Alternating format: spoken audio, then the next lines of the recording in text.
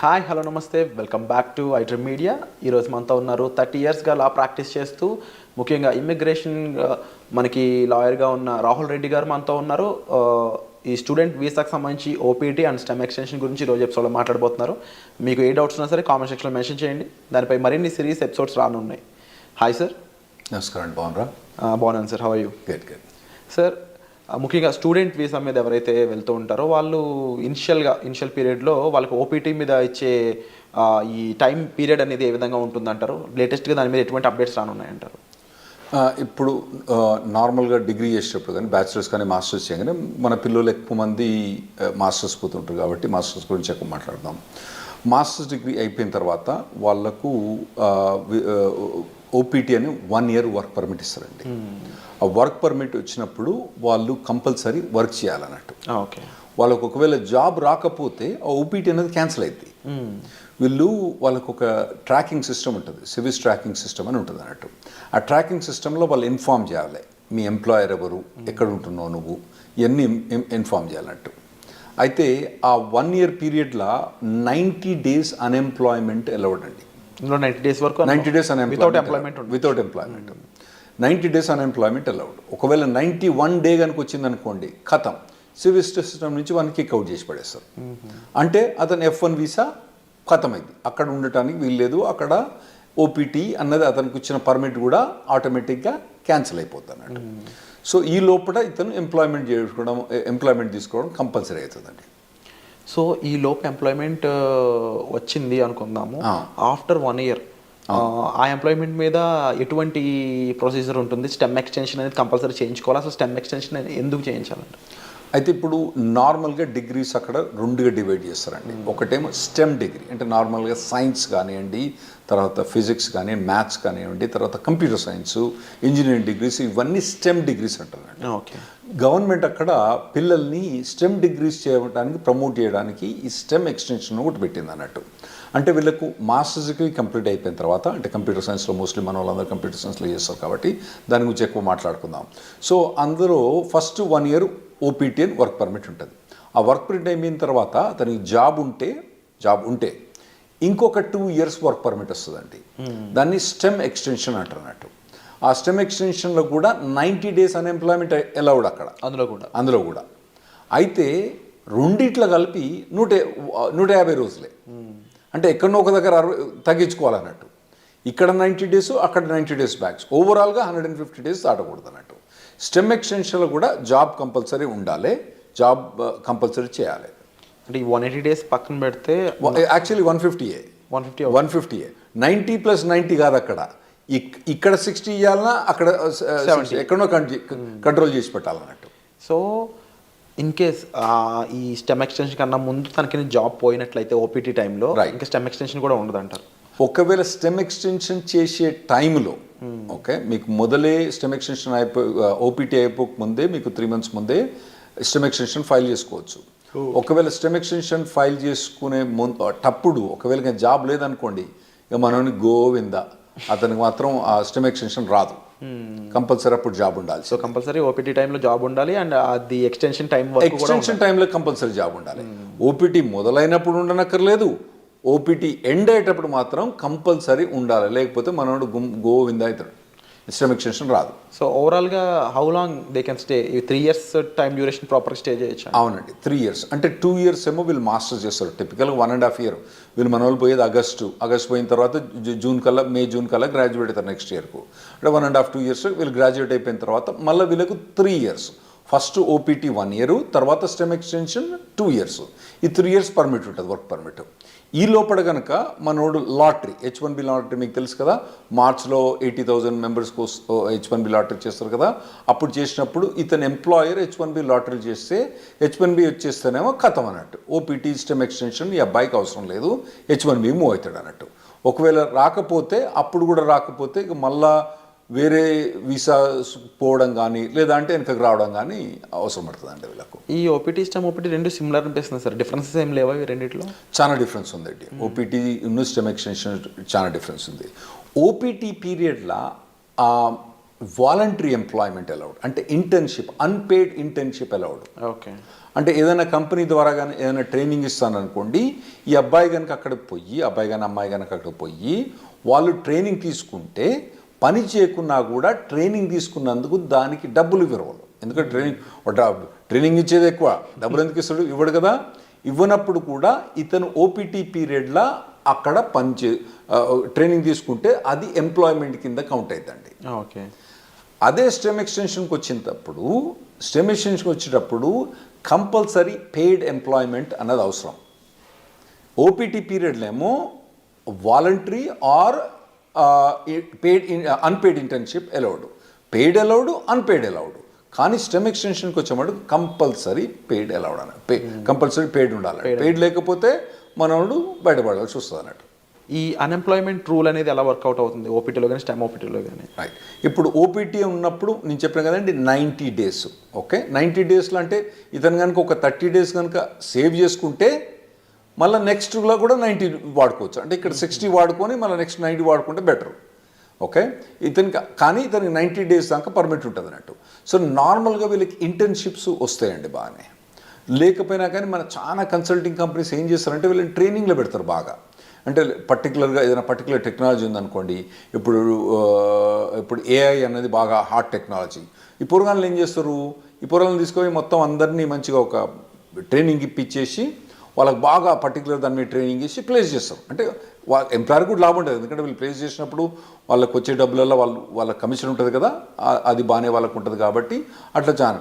So OPT period అన్నప్పుడు నార్మల్గా అయితే మన వాళ్ళు ఎవరికి కూడా ఇబ్బంది ఉండకూడదండి. ట్రైనింగ్ బాగానే ఇస్తారు, ట్రైనింగ్ బాగానే ఇచ్చే కంపెనీలు ఉన్నాయి, వీళ్ళు తీసుకునే కంపెనీ.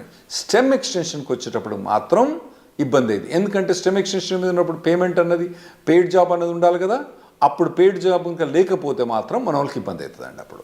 సో ఓపీటీలో టైంలో అన్ఎంప్లాయ్మెంట్ అనేది ఉండకూడదు, అట్లీస్ట్ ఇంటర్న్గానే పనిచేసి ఉండాలి. రైట్. లేకపోతే కంపల్సరీ వెనక్కి రావాల్సిందే తప్ప.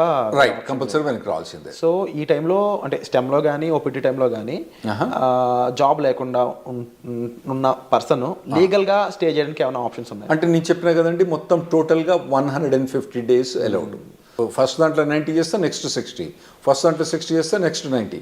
ఏ దాంట్లో కూడా 90 కన్నా ఎక్కువ చేయరాదు అన్నట్టు. అంత మటుకు అన్ఎంప్లాయ్మెంట్ అలౌడ్. ఫస్ట్ ఓపీటీ పీరియడ్లో మీకు STEM voluntary unpaid internship allowed, STEM ఎక్స్టెన్షన్లో అలౌడ్ కాదు. సో మీరు అన్నది కరెక్ట్. ఒకవేళ కనుక ఆ 150 days కూడా క్రాస్ అయితే అతను లీగల్ స్టేటస్ పోద్ది.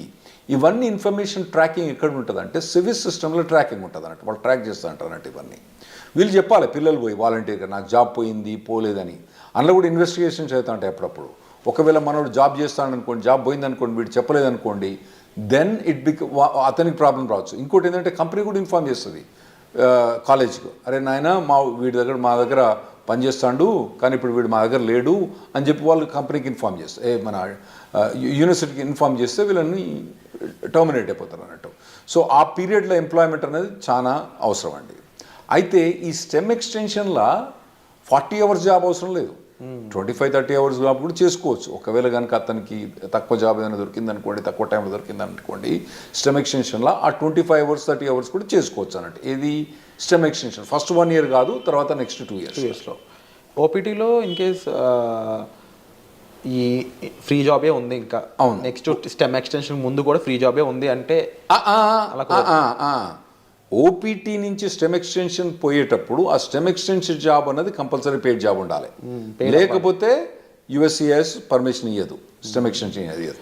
సో లీగల్గా వీళ్ళు ఎలాంటి అప్లై చేయొచ్చు? ఫర్ ఎగ్జాంపుల్ అప్పటికి జాబ్ ఫైండ్ అవుట్ చేయకపోతే లీగల్గా ఇంకేం చేయలేరు అంటారా? అవునండి. స్టెమ్ ఎక్స్టెన్షన్ అప్పుడు కనుక ఒకవేళ కనుక ఫస్ట్ 1 yearలోనేమో వీళ్ళకి ఇంటర్న్షిప్ జాబ్స్ ట్రైనింగ్స్ బాగానే ఉంటుంది. ఆ తర్వాత కనుక వీళ్ళకు ఒకవేళ కనుక పెయిడ్ జాబ్స్ కనుక దొరకకపోతే ఖతం. సో వీసా చేంజ్ అవ్వడం లాంటి ప్రొసీజర్ ఏమైనా ఫాలో అవ్వచ్చు? అవునండి. అప్పుడు వాళ్ళు B2కు చేంజ్ ఆఫ్ స్టేటస్ ఫాలో కావచ్చు, లేదంటే మళ్ళీ కాలేజ్ పోయి ఇంకో మాస్టర్స్ డిగ్రీ చేయొచ్చు, మళ్ళీ లేదంటే డాక్టరేట్ డిగ్రీ చేయొచ్చు, లేదంటే వాళ్ళకు ఒకవేళ H4 ఆప్షన్ ఉంటే H4 చేయొచ్చు, లేదా ఇండియాకి రావాలన్నా ఇండియాకి రావచ్చు, లేదా కెనడాకి పోవన్నా కెనడాకి పోవచ్చు. సో అప్పుడప్పుడు మన వాళ్ళు జనాలు వచ్చి చెప్తా అంటారు, నేను 2 మాస్టర్స్ డిగ్రీ చేసినా 3 మాస్టర్స్ డిగ్రీ చేసినా అంటారు. వీళ్ళు ఏంది అక్కడ 2 మాస్టర్స్ డిగ్రీ చేసింది ఎందుకు, ఆడ పోయి వాళ్ళు ఏదో మాస్టర్స్ డిగ్రీ ఇంకో మాస్టర్ డిగ్రీ ఉంటే వాల్యుయేషన్ అని కాదు. 90% ఆఫ్ ద మెంబర్స్ ఏమవుతారంటే వాళ్ళు అక్కడ ఉండటానికి వేరే మాస్టర్స్ డిగ్రీ చేస్తారు. అది ఇంకోటి మీరు అడగొచ్చు ఏంటంటే, మరి ఇంకో మాస్టర్స్ డిగ్రీ చేస్తే మళ్ళీ 3 ఏళ్ళు పర్మిట్ వస్తుందా? గ్రేస్ పీరియడ్స్ ఎలా ఉంటాయి అసలు? ఒక లెవెల్ ఆఫ్ డిగ్రీకి ఒక ఓపీటీ, ఒక స్టెమ్ ఎక్స్టెన్షన్, ఇంకో లెవెల్ ఆఫ్ డిగ్రీకి ఒక ఓపీటీ, ఒక స్టెమ్ ఎక్స్టెన్షన్. అంటే బ్యాచిలర్స్ డిగ్రీకి ఓపీటీ స్టెమ్ ఎక్స్టెన్షన్ ఉంటుంది, మాస్టర్స్ డిగ్రీకి ఓపీటీ స్టెమ్ ఎక్స్టెన్షన్ ఉంటుంది, మళ్ళీ డాక్టరేట్ డిగ్రీ ఉంటుంది.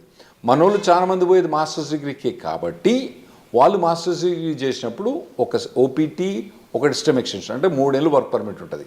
ఈ లోపల కనుక వాళ్ళకు జాబ్ పోతే వాళ్ళు మళ్ళీ వేరే మాస్టర్స్ జాయిన్ అయ్యి మళ్ళీ మాస్టర్స్ తీసుకుంటే మళ్ళీ ఓపీటీ అన్నది రాదు.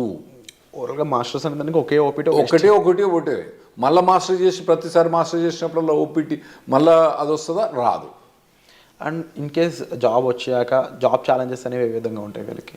ఉంటాయండి, జాబ్ ఛాలెంజెస్ బాగా టఫ్గా ఉంటాయి. ఎందుకంటే వీళ్ళు నార్మల్గా కన్సల్టింగ్ కంపెనీ ద్వారా పోతారు కాబట్టి వీళ్ళకి జాబ్ డ్యూటీస్ హెవీగా ఉంటాయి, జాబ్ ఛాలెంజెస్ ఉంటాయి. నేను నార్మల్గా స్టూడెంట్స్కి ఏం చెప్తా అంటే, ఇక్కడ మీరు ఇంజనీరింగ్ చేసేటప్పుడు, ఇండియాలో ఇంజనీరింగ్ చేసేటప్పుడు మీరు ఇంటర్న్షిప్స్ చేయండి. వేరే కంపెనీస్లలో, సాఫ్ట్వేర్ కంపెనీస్లో ఇంటర్న్షిప్ చేయండి. ఇక్కడ నాకు తెలిసి ఇక్కడ చాలా software companies they are ready to take ఈ ఇంటర్న్స్ తీసుకుంటాను రెడీ ఉంటారండి. ఇంటర్న్షిప్ చేయండి, తర్వాత పర్టికులర్గా ఏ సాఫ్ట్వేర్ మీద కానీ ట్రైనింగ్ చేయండి, మోడల్ ప్రాజెక్ట్స్ చేయండి. ఇటువంటివన్నీ మీరు ఫస్ట్ ఇయర్ నుంచి చేసుకుంటే రావాలన్నట్టు. అంటే ఎలాంటి ఇండస్ట్రీస్ మోస్ట్లీ ఓపీటీని స్టెమ్ని ఎక్కువ రిక్రూట్ చేసుకుంటాయంటే? ఇప్పుడంటే మన వాళ్ళందరూ ఐటీలో పోతుండ్రు కాబట్టి ఐటీ ఇండస్ట్రీ గురించి మనకు ఎక్కువ ఉంటాయి. అంటే వేరే ఇండస్ట్రీ అంత మెచ్యూర్ కాలే. ఇప్పుడు వేరే మెకానికల్ ఇంజనీర్ కానీ, సివిల్ ఇంజనీర్ కానీ వీళ్ళకి పోతే వీళ్ళకు ఓపీటీ మీద జాబ్ కానీ, మెకానికల్ ఇంజనీర్ వాటి మీద ఓపీటీ స్టెమిషన్ చాలా కష్టమైంది అబ్బాయిలకు వాళ్ళకు. అదే ఐటీలో పోయిన వాళ్ళకి ఏంటంటే వీళ్ళకి ఒక పాత్వే ఉన్నది ఆల్రెడీ. చాలా మట్టుకు జాబ్ ఆపర్చునిటీస్ బాగానే ఉన్నాయి. కాకపోతే మన పిల్లలు ఏం చేయాలంటే మొదటి నుంచే వీళ్ళు ట్రైన్ కావాలి. ఏదైనా పర్టికులర్ టెక్నాలజీ ఎంచుకొని వీళ్ళు ఫస్ట్ ఇయర్ బ్యాచిలర్స్ డిగ్రీ కానీ, సెకండ్ ఇయర్ బ్యాచిలర్స్ డిగ్రీ కానించి అప్పటి నుంచి ఏదైనా టెక్నాలజీ ఎంచుకొని పోవాలి. తర్వాత ఏంటంటే మధ్యలో టెక్నాలజీ చేంజ్ అయిందనుకోండి, చేంజ్ కావాలి దానికి టెక్నాలజీ.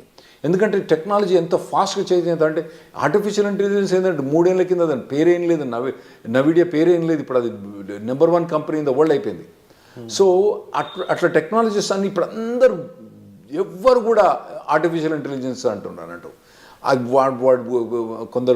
కొన్ని కంపెనీస్ పనిచేస్తూ చెప్తారు, మాకు అసలు ఆర్టిఫిషియల్ ఇంటెలిజెన్స్ అవసరం లేదు, కానీ మా కంపెనీలో ఎందుకు హైర్ చేస్తున్నారో లేదు, వాడు రెజ్యూమ్ మీద ఆర్టిఫిషియల్ ఇంటెలిజెన్స్ బెటర్, వానికి ఒక ఏదైనా కోర్సు కానీ, ఏదైనా ఒక 5 months ఎంప్లాయ్మెంట్ కానీ, ఇంటర్న్షిప్ కానీ ఉంటే తీసేసుకుంటారు మా దగ్గర అని చెప్తాను వాళ్ళు. సో అటువంటి హాట్ టెక్నాలజీస్ ఉన్న వాళ్ళు వీళ్ళు చూస్ చేసుకోవడం బెటర్.